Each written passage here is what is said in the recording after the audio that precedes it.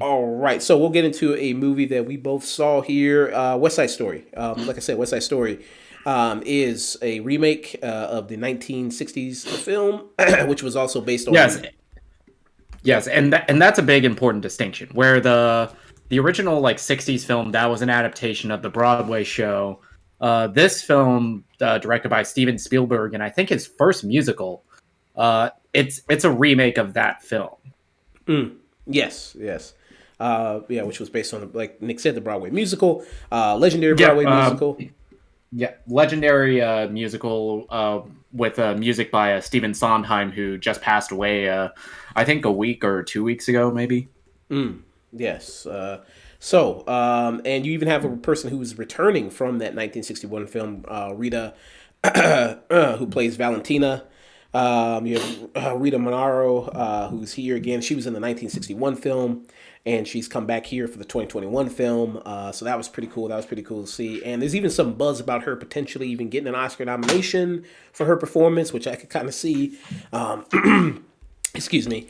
She is very good in this, but we'll discuss Hmm. that and discuss her role in here. So, if you don't know what West Side Story is, it is kind of this battle in the city between the Sharks and the Jets.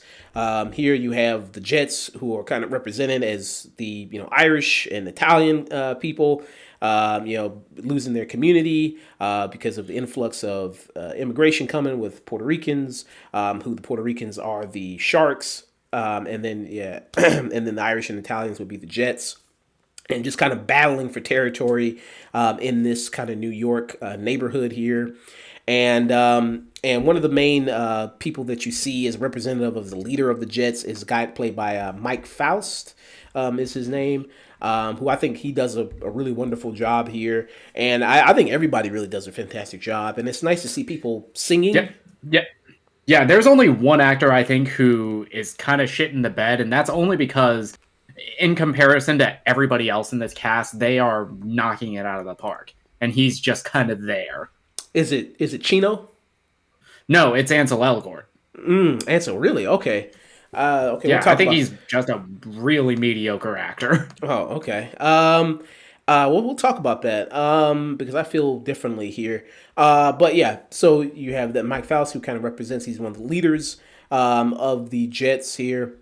And you have one of the leader of the Sharks, the Puerto Rican kind of gang here. Is guy to play, who plays Bernardo here? I forgot the actor's name. Yeah, Bernardo is played by David Alvarez. David Alvarez, who has a sister who's named Maria, who's 18 years old, who, when they go to a dance, meets the Ansel Elgort character. And then it's basically love at first sight, star-crossed lovers, the forbidden love, Romeo and Juliet, that type of stuff that happens Hmm. in these type of situations. And the tension that ensues, the racial tension there between these two communities, white, Puerto Rican. And you see that kind of played out throughout the movie, and I think it's very great to see, great to watch. And like I said, it has people who really know how to sing. It's not just sing talking. Sometimes you'll have it where in these movies, sometimes you'll have actors who don't really know how to sing, but they try to talk their way through it, like Emma Stone. Oh no, I'm sorry, not Emma Stone. Emma Watson in like Beauty and the Beast, or something like Or that. Ryan Gosling in La La Land. Yeah, they'll just kind of like talk, sing their way through it. Here you have people with beautiful voices like Maria, the actress who plays her. She's great. She gets a lot of great numbers. The woman who was Bernardo's girlfriend, Oh she's. yes, yeah, Ariana DeBose who plays the role of Anita, and if she looks familiar, she was in the ensemble for Hamilton. Ah, okay. Yeah, she's wonderful. She belts it out very, very terrifically. I thought she was fantastic. She has great numbers, and the dance sequences are beautiful to watch. Like the choreography is fantastic. I think Spielberg for his first musical, he knows enough about filmmaking to know that he might not be the guy that is like doing the choreography or everything on that. He's getting other people for that, but he knows how to film it. He knows how to pull the camera back, and something that I remember talking about with Shang-Chi, how the camera follows the action with it. And how, like in a musical sequence, it's pretty much the camera is always on pace with your actor doing the dancing. And he does that here in spades. Yeah, absolutely. I mean, it's beautiful to watch. Watch people do their spins and their kicks, and you know what I mean. It's just fantastic to watch. Even even though I think at the opening number where it's like the Jets all go into like the Puerto Rican side of town and they're doing their like cool guy snapping, and then they just twirl out of nowhere. I was just like, I mean, yeah, I mean, you know, it is goofy, but I think I think a big difference between this and the '60s film is I think the violence that is handled in here, it's played much more straight than it is in the '60s version of this film. okay. So you saw the '60s version. I saw very brief clips of the '60s films. Like after I saw this, I went on YouTube. I looked up like clips from key moments in both films, and I think because this is of course a Romeo and Juliet story, and everybody knows how that ends. And uh, and I was curious to see how the '60s version of this and the play handled those scenes.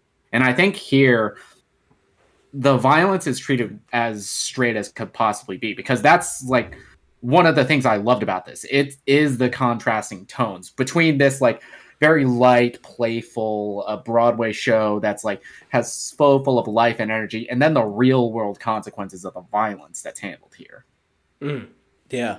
You know, two like obviously involved in two street gangs. You know, there is violence, there are people Yeah, clashing. and the biggest thing that I think is forgotten in the '60s version because most of those actors were like in their early late 30s, and here they cast a lot younger. They all pass for like being teenagers, and that's the point.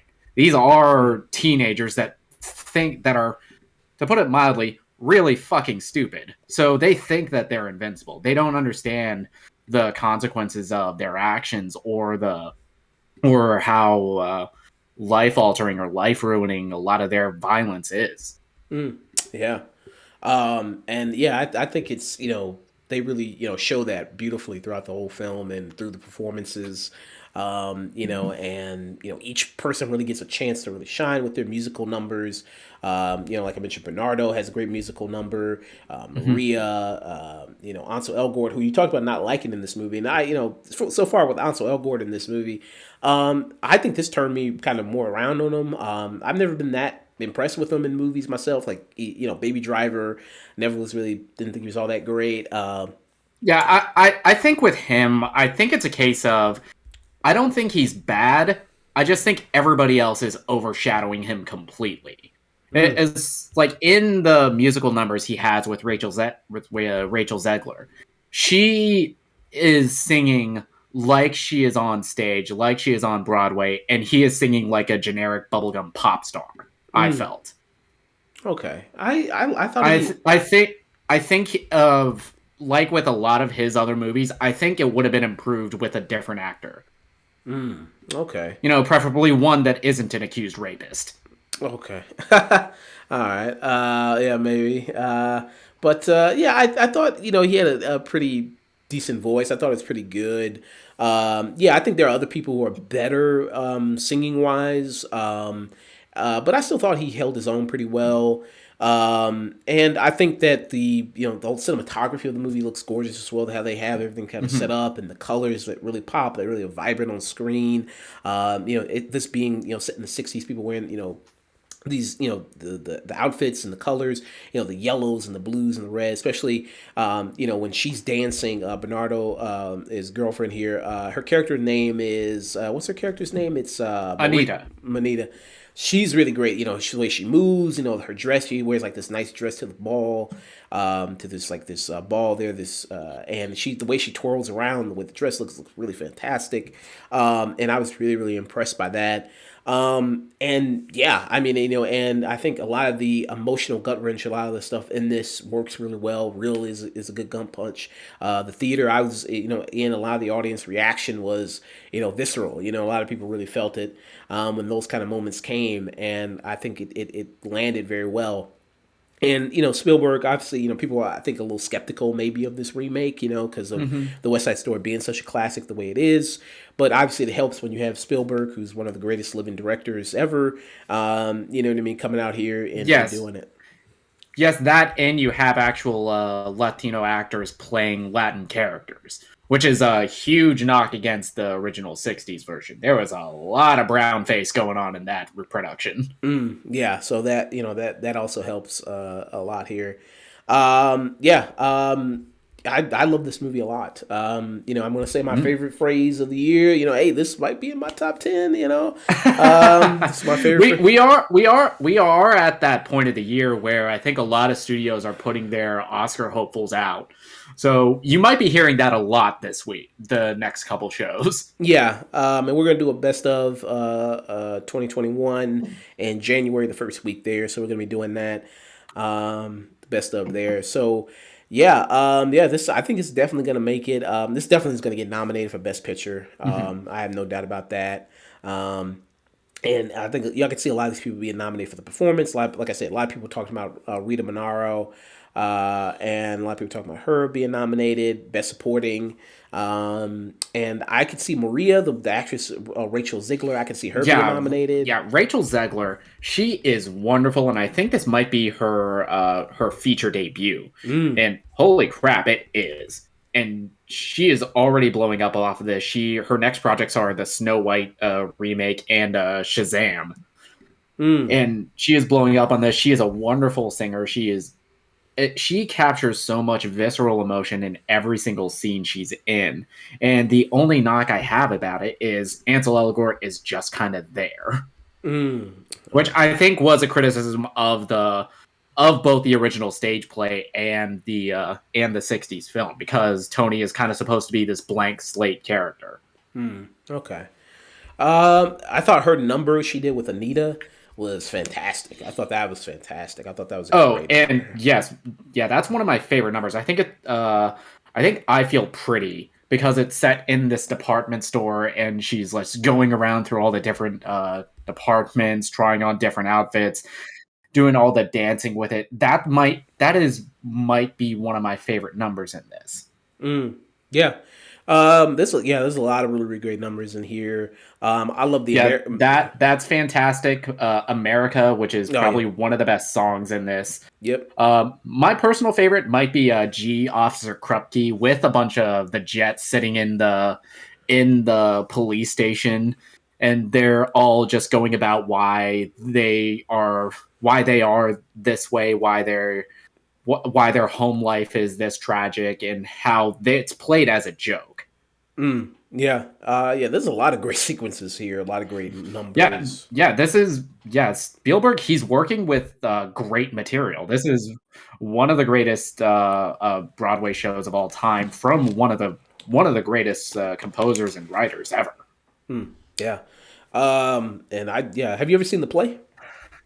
I have not seen a live production of a play Okay. besides 2018's Hamilton. Okay. Yeah. You know. It's like I said. I mean, I can't really say anything really negative about the movie myself. I know you didn't like Hansel Elgort. Excuse me. Yeah, I think you needed a singer that can carry a lot of that can, if not match where Maria Singer is. You need somebody that can exceed her.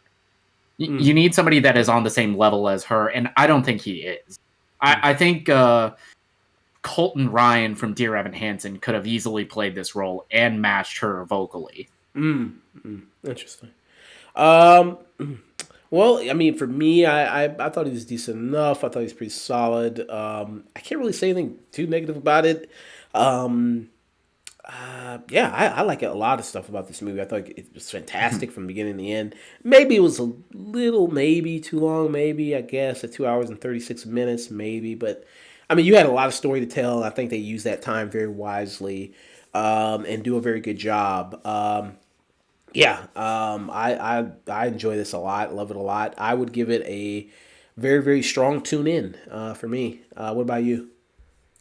Yeah, like I'm saying, besides the, I think, kind of weak performance from Ansel Elgort, everybody in this is bringing their A game. Steven Spielberg, for his first musical, he is bringing so much life and energy, and I think with musical directors, The job is, I wouldn't say easy because you're putting a, but it's very trusting because you're putting a lot of faith in your choreographer and in your actors and putting them in the recording booth and letting them do their thing.